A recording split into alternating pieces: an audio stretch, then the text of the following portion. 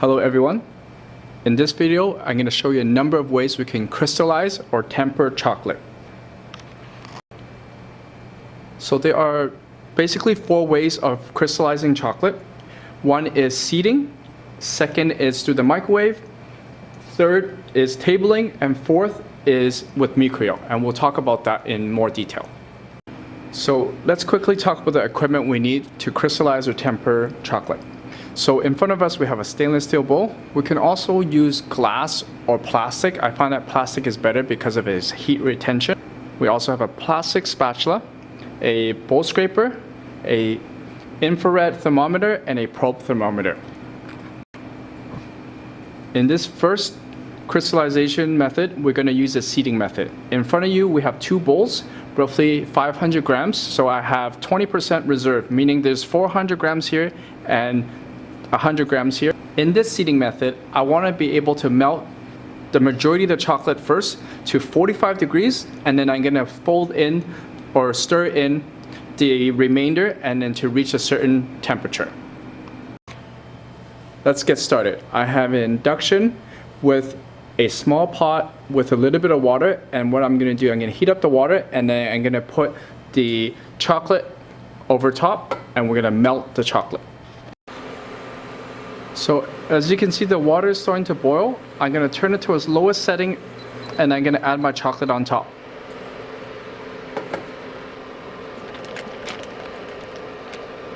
We're going to melt our chocolate. With the plastic spatula, we're going to stir in between and make sure everything is melted. We want to bring it up to roughly 45 degrees Celsius. So you see it's starting to melt more and more. If you can see that.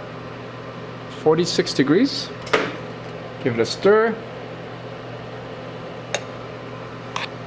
So with everything melted, I'm going to take the stainless steel bowl with chocolate off the pot, and I'm going to make sure that I use a cloth to wipe the bottom of the bowl so that there's any steam or condensation so that it does not get into the chocolate. So I'm going to lift this up. You see there's a little bit of water. I'm just going to wipe it down like so, and I'm going to put it on my table. Now with the big batch melted, I'm going to start adding the small amount of chocolate. So in this way, because this is already crystallized, when you buy chocolate, Couverture chocolate from any manufacturer, it should already come crystallized. So what we're doing now is adding this, and we're seeding this chocolate with the cocoa butter or the proper fat that is responsible for setting this chocolate. Just gonna give it a stir. And by adding this chocolate, I'm gonna bring down the temperature of this entire mass to a point where we can actually use it. So all chocolate would be different. Milk, white, dark, they all have a different operating temperature. So you have to look for it in terms of manufacturer. They're not all generic as well. Some white chocolate will be a little bit lower than some milk chocolate. It all depends on manufacturer. So what I'm doing right now, I'm moving. It needs to be agitated. There needs to be movement, temperature, and agitation. So there's movement here. Agitation as I'm moving it, and it needs a little bit of temperature by cooling it down, and then we're going to be able to use it. So continue this and let it cool down. There are advantages and disadvantages of each one. We can go into a little bit more detail and maybe in another video explaining what I would use and what method I would use in what application. Now the seeding method, you have to be very, very careful. When we're seeding and you put all your chocolate in, it all depends. We say 20%, some people say 15%. It all depends on what temperature of your environment and what temperature your entire chocolate mass was at prior to adding the seeding. So there's a lot of variations. There's a lot of parameters that we have to consider. If the room is really, really cold, then it might be an issue. If the chocolate was over 45 and you're looking at 50, adding 20% of that will also be different. After seeding it has cooled down the chocolate mass. I'm going to take a temperature. We're at 31.4, which is exactly where we need to be, but I do not trust any type of thermometer. Why? Because these thermometers have a variance of 1 or 2 degrees. So the only way that we can really tell whether this is good to go or not is if we use this tool, a plastic scraper. What I want to do is I'm just going to dip a corner of a plastic scraper, and I'm going to see if this was set at room temperature in about 3 to 5 minutes. So after a couple minutes, you can see chocolate is set. Now we can use it. In this second method of crystallization / tempering chocolate, we have 3 things. We have a bowl of chocolate, we have a spatula, and we have a microwave. So what we want to do here is going to put in this bowl. Stainless steel bowl is okay in the microwave as long as it does not touch the sides. We have it right down the center, and I'm going to close it. I'm going to turn it on for 30 seconds.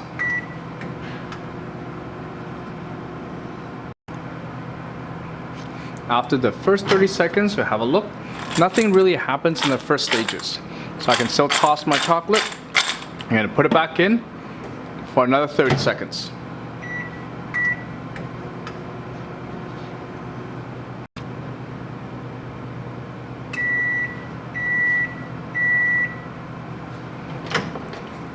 So still, you can see some of the chocolate has melted a little bit from the sides. I'm going to put it back in. And you're probably wondering, why don't I just do 1 minute instead? Because of the microwave intensity, if you do not do it in 30 seconds bursts, it's going to burn some of the sugar within the chocolate and you're going to smell burnt. So I'm just going to give it a toss, goes back in for another 30 seconds.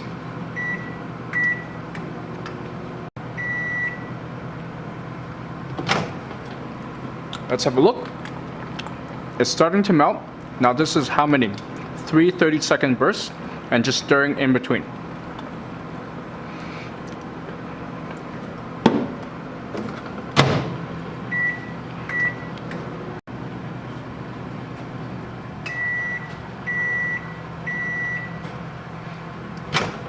This is after our 4th time now. You can see our chocolate is starting to melt more and more. It's our 4th time. So this is roughly 2 minutes so far. I'm going to go another 30 seconds.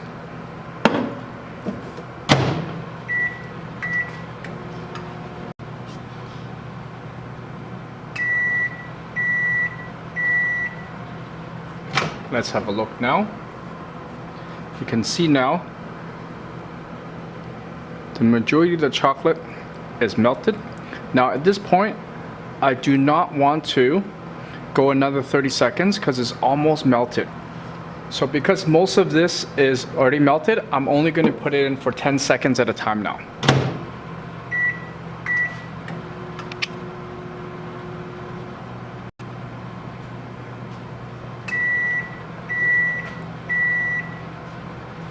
So this is through a number of times getting melted at 30 seconds.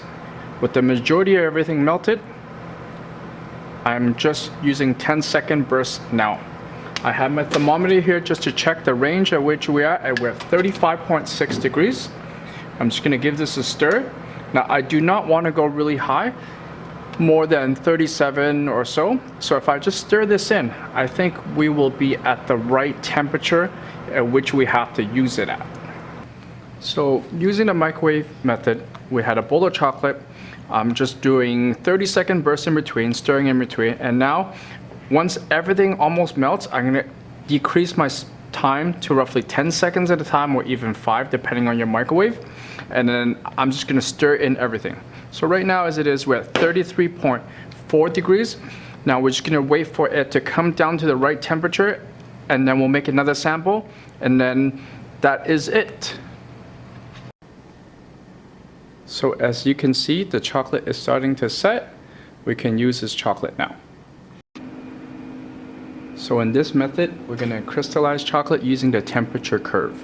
So what I've done so far is I've heated up 500 grams of dark chocolate. Either you can use a microwave or a double boiler. We can melt it completely, roughly to 45 to 50 degrees.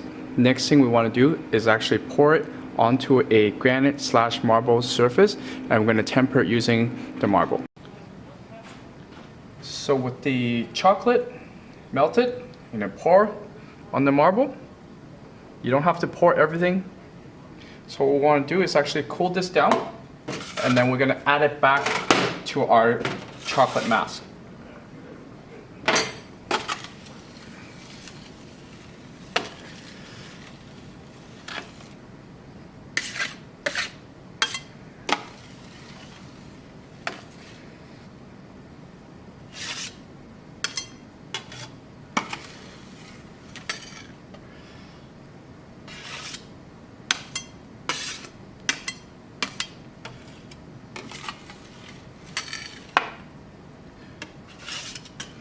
This process is a little bit messy, but if you have a large batch and you have a large marble, you can probably temper faster than machine.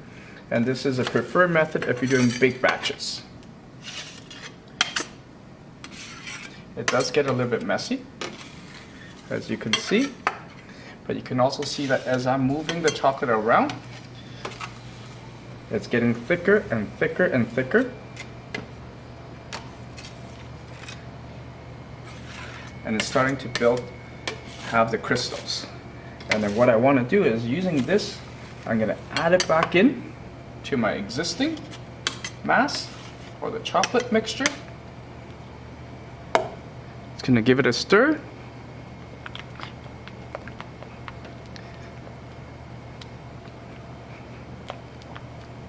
And then we repeat this process until we reach the desired temperature. So I'm going to just have a look here. I'm at 31 degrees. Just like that, I'll make my sample and I am ready to go. So sample, gonna dip. I'm gonna let this set at room temperature for 3 to 5 minutes. If it sets, I'm good to go. So as you can see, after a few minutes, it's starting to set. Now we can use this. In this part of the video, we're going to crystallize with Mycryo. Mycryo is just really tiny, small granules of cocoa butter. It is in its pure stable form with the beta crystals in it. So all we have to do is add that into our cocoa mix at a specific temperature. So I just have my chocolate melted. You can do it in one of two ways, either in the microwave in small bursts or just over double boil it. And I'm melting it just completely. And I want to use it at roughly 34 degrees. And I'm going to add in my 1% of Mycryo / cocoa butter powder. I'm at 34 degrees. I'm going to add in my Mycryo. And I'm going to stir this in. So with the added Mycryo, I'm just going to keep stirring it until everything is dissolved. And then we can let it cool down to 31, 32 degrees. If it's a dark chocolate, if it's milk chocolate, a little bit lower. If it's white chocolate, it's also going to be a little bit different. So you just have to see the manufacturer to see what temperatures they want you to use it at. And each manufacturer will be a little bit different. Our temperature now, we're at 31 degrees. So we are at the right temperature. The next step I want to do is to check to see if this chocolate will crystallize in this environment. So using a plastic bowl scraper, I'm just going to dip a little bit of chocolate, like so. I'm going to see if it will set in 3 to 5 minutes at room temperature.